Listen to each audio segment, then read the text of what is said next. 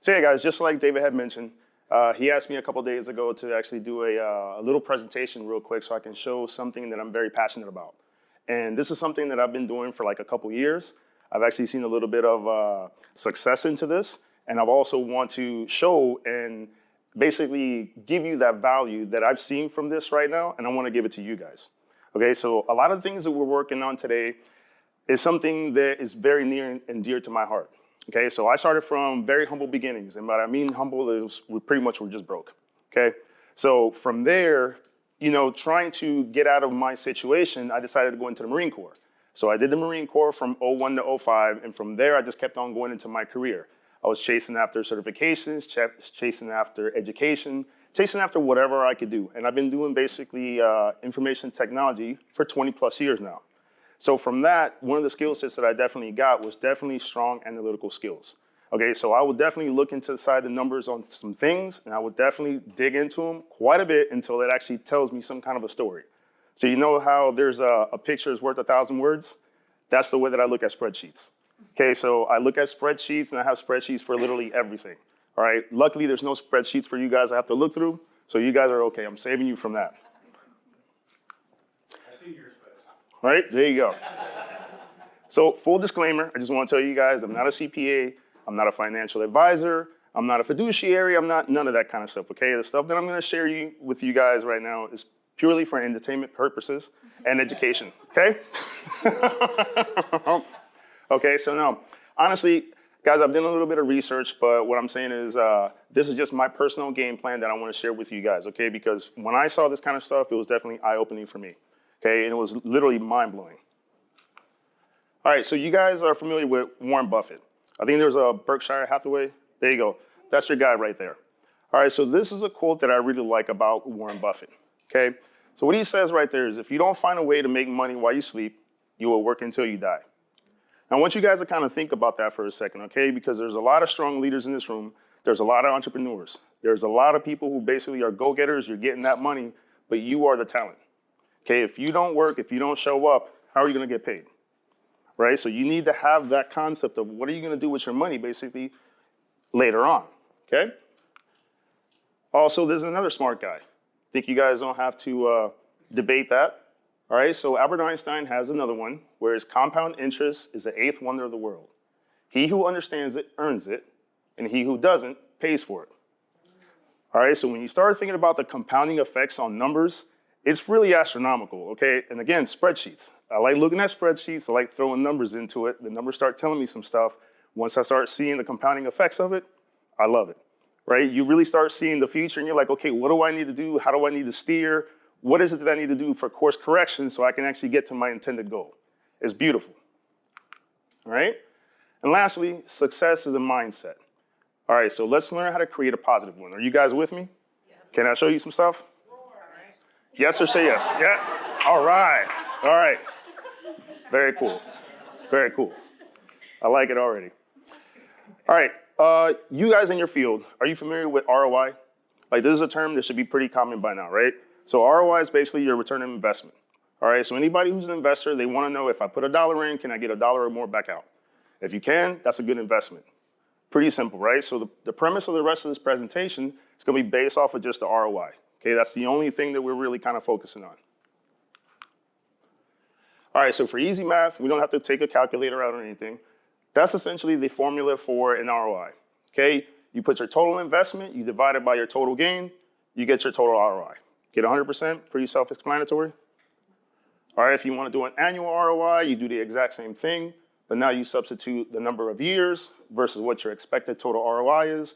Now you can get your annual ROI. Pretty good? Yeah. Okay. Got a couple minutes. I'm going to try to get through this pretty quick.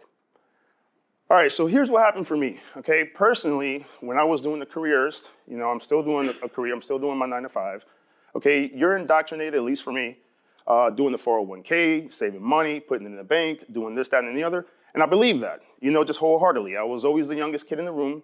I still am. I'm 39, okay, by the way. But no, so what ends up happening is I was influenced a lot by my sphere of influence, the way that you guys have mentioned it, right?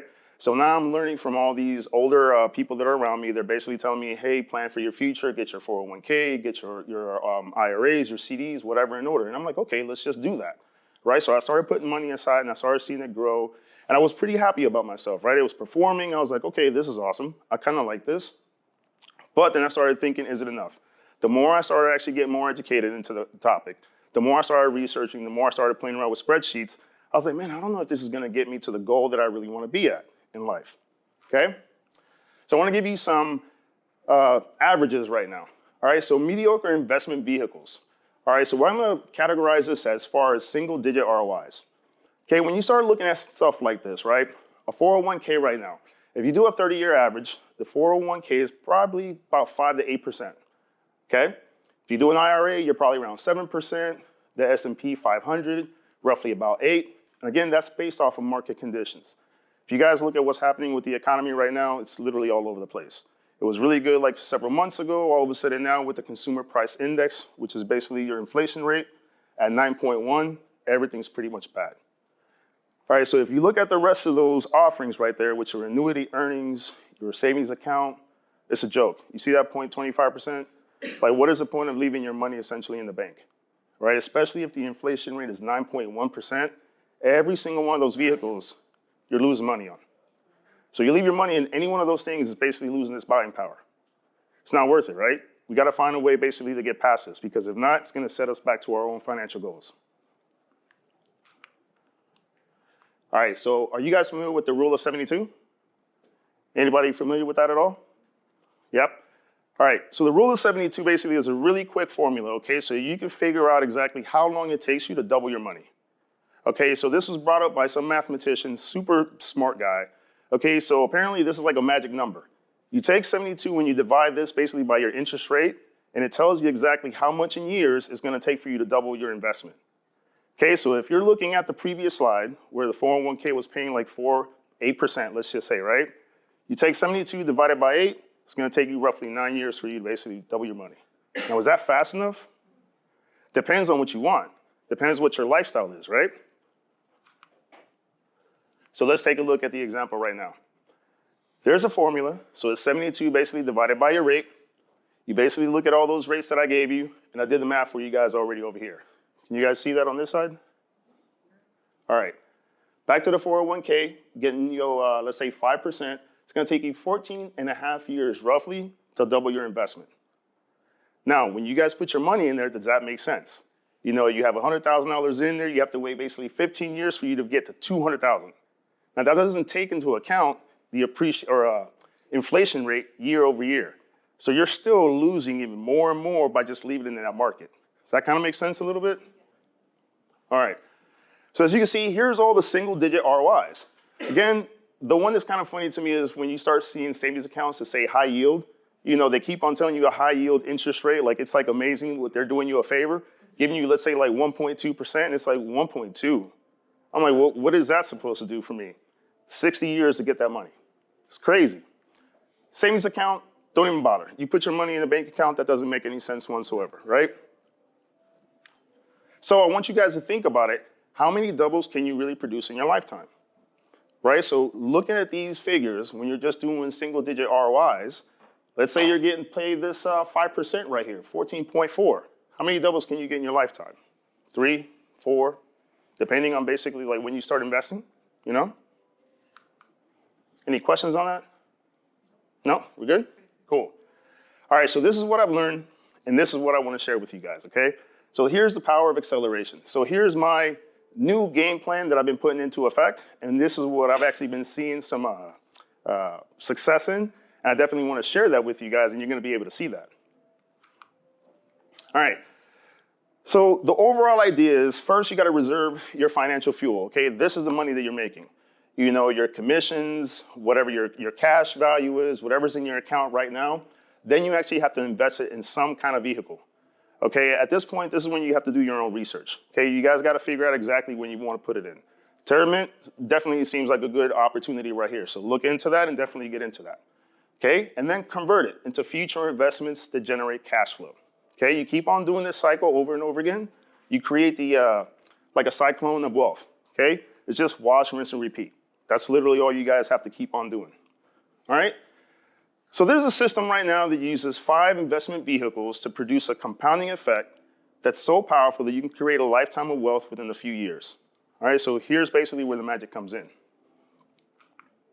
All right, so when you look at it in this very simple form, without being too overly complicated, let's just look at the ROI based off of single digits, double digits, triple, quadruple, and basically infinite returns, okay? The single digit is basically, I'm gonna tell you about life insurance accounts because once I learned that, that was kind of crazy, okay? Then there's the double digit ROIs.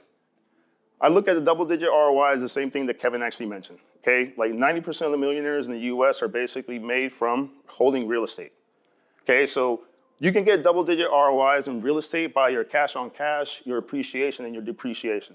You basically aggregate all those numbers, you're definitely in the 20th percentile probably pretty easily, okay? Your triple digit ROIs, that's anything that would be in the stock market or any kind of crypto strategies that you decide to get into it, okay? So you can for example, if you got into Netflix early on, you would have easily been in the triple digits. You know, that's why they disrupted essentially Blockbuster. If you want to get into crypto strategies, think about the stuff that actually happened with like Shiba Inu, when it blew up ridiculously like for a week, or even GameStop or what have you. So you can see where the applications are. Quadruple digit ROIs, those are basically your smart business investments. You want to start buying franchises, you want to start buying other businesses, you want to start buying things that basically can generate cash flow for you. Okay, so these are really good concepts so you can start seeing kind of like in what bucket you have to put your money at so it can work for you. Okay? And then obviously the infinite ROI, that's rule number 1. Always use other people's money. Okay? If you can get away with it, always use somebody else's money for leverage instead of using yours. So get your loans, get partnerships, get whatever you have to do, invest in your sweat equity, have somebody basically fork up the money, you do the work type of stuff, right? And then if you do that over and over again, it's just repetitive. All right, so this actually led me to a question when I started doing my research. I was always asking myself, I'm like, where do the wealthy people really put their money at? Because now that I found out all about this and all these single digit ROIs, I don't think that a multimillionaire or a billionaire is putting their money in a bank account, right? Where exactly are they putting their money at? And one strategy that I came to understand in the circles that I was rolling with, they're actually putting their stuff into life insurance policies, right? Have you seen those TikTok videos now when people started talking about that? And it's very unique to me. And I was like, okay, life insurance policies. The only thing about a life insurance policy that I was familiar with was basically the death benefit, right? Other than that, I didn't know anything else, right? But there's actually the living benefit to that where it's basically where everything is really at. There's an underutilized tool. People really don't leverage that, right? So you have to talk to a financial advisor. Definitely go talk to a fiduciary. They're gonna walk you through all of this. So the important part about a life insurance bank account is the cash value dividend paying policy, okay? When you actually look at this, there's at least 7 benefits that I can bring up to you right now. There's probably a whole lot more. With you all basically being entrepreneurs, okay? You're all 1099s, you're all CP, or what is it, PAs or what have you, right? You guys always have that fear that you could get into a lawsuit or something could happen. They could freeze your assets. You can have whatever kind of like ungodly thing happen to you, right? When you put your money basically into a life insurance account like this, it's literally a protected asset class. You cannot get your gauges or your wages garnished by the government. The IRS can't freeze it. Nobody can basically grab that from you because it's a protected asset class. On top of that, you're actually growing your dividends. Some of these companies are actually paying you a guaranteed 4% ROI, which that doesn't seem like a lot based off of what I said in the beginning, right? But that's guaranteed 4%. Doesn't matter what it is. Now they also offer you basically the cash value on the dividends. So if the company is doing pretty well, let's say they gave you another 6, like this is conservative, 1 to 3%, right? But let's just say they give you about a 7% dividend rate. On top of the 4%, you're already in your double digits. You guys are already seeing that, and that's inside basically a life insurance policy. Now, it's actually growing tax-free. You get the guaranteed protection on there. Also, it provides a death benefit. So when you're buying that, okay, your policy writer is basically gonna create that for you. That's why you gotta go talk to them, okay? There's the living portion, there's also the death portion. So you kind of have to build it depending on what you want. You want to use it as a tool so you can actually like fuel your investments.